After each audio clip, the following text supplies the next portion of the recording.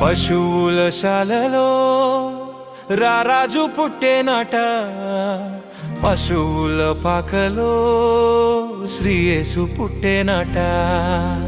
పశువుల శాలలో రారాజు పుట్టేనాట, పశువుల పాకలో శ్రీయేసు పుట్టేనాట.